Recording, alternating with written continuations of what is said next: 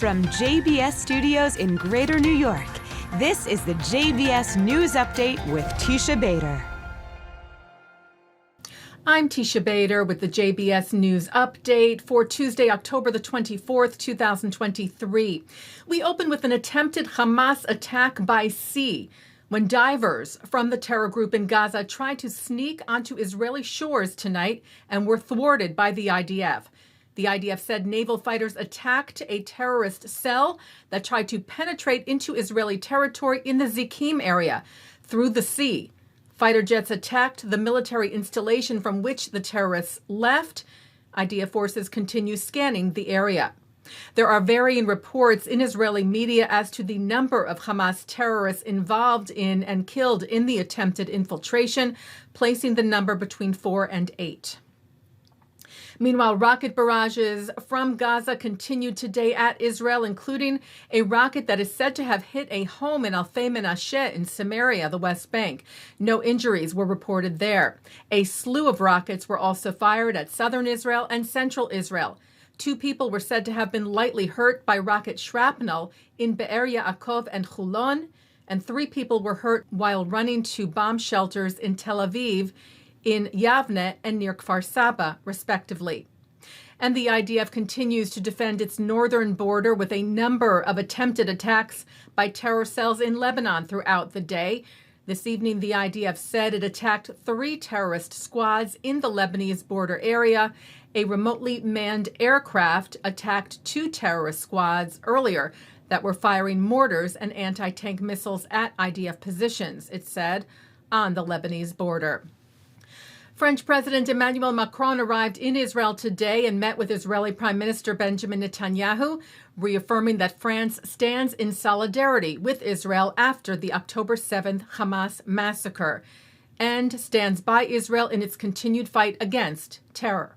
I'm here to express our support, our solidarity, and our support for today, tomorrow, in all the different fields of this battle against terrorism. Macron, who then spoke in French, said the fight against terror was not just a matter of existence for Israel, but a matter of existence for all of us, and discussed the forming of an international coalition in order to fight against this terrorist group. Netanyahu thanked the French president and stressed that indeed defeating Hamas was a necessity not just for Israel. If Hamas emerges victorious, we will all lose. Europe will be endangered. Everyone will be endangered. Civilization will be endangered. So if Hamas wins, if Hamas loses and is defeated, then the forces of civilization win. That is why this battle is not merely our own. It's Europe's battle. It's America's battle. It's civilization's battle. Macron also met with Israel's president, Isaac Herzog, who thanked him for coming to Israel at this difficult time and reiterated the call for the release of all hostages being held in Gaza by Hamas. Macron, who met today with family members of those being held in Gaza, echoed the president's call and pledged his support to Israel and to the fight against terror. I do share your view. The first objective we should have today is the release of all hostages without any distinction. And I think this is our duty to fight against these terrorist groups. Well, outrage today at the United Nations over remarks made by Secretary General Antonio Guterres at the UN Security Council today. While Guterres stated that he has condemned unequivocally the horrifying and unprecedented 7th of October acts of terror by Hamas in Israel, saying nothing can justify it, and called for the release of the hostages being held by Hamas, he also stated in his speech, it is important to also recognize the attacks by Hamas did not happen in a vacuum. The Palestinian people have been subjected to 56 years of suffocating occupation. Israel's ambassador to the UN, Gilad Erdan, called the speech shocking, saying of Guterres, his statement that the attacks by Hamas did not happen in a vacuum expressed an understanding for terrorism and murder. It's really unfathomable.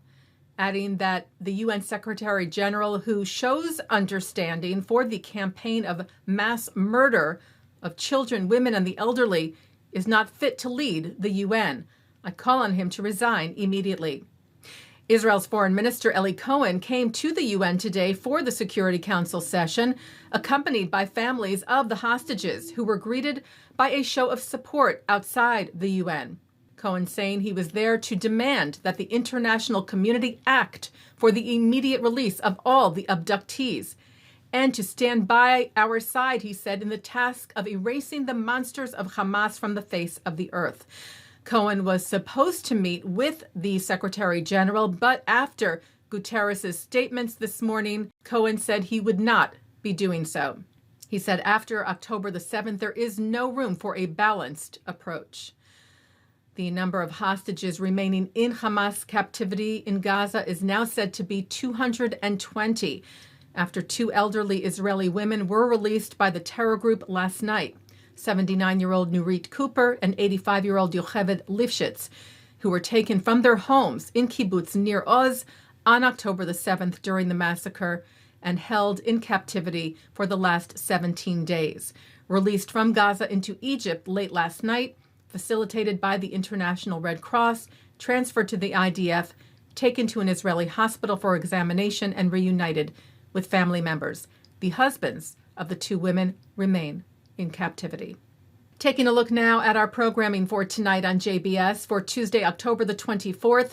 At 7 o'clock, former Lebanese journalist Hanin Ghaddar discusses Hezbollah, its leaders, weapons arsenal, and domination of the Lebanese government and economy, as well as Iran's role and more, with Moment magazine editor Nadine Epstein. At 8, speaking from Congregation Beth in Fairfield, Connecticut in 2019, the late Mark S. Golub, Zichrono Livracha, presents the history of Israel, the reasons for its legitimacy, and more. At 9, Einat Wilf and Adi Schwartz are on the Chaim. At 10:30, Shachar Azani speaks with Israeli journalist Chaviv Retigur about the diplomatic and political arenas as foreign leaders visit Israel. And coming up next, it's the ILTV's Insider. And that's the JBS News Update for Tuesday, October the 24th, 2023. I'm Teisha Bader. Am Yisrael Chai.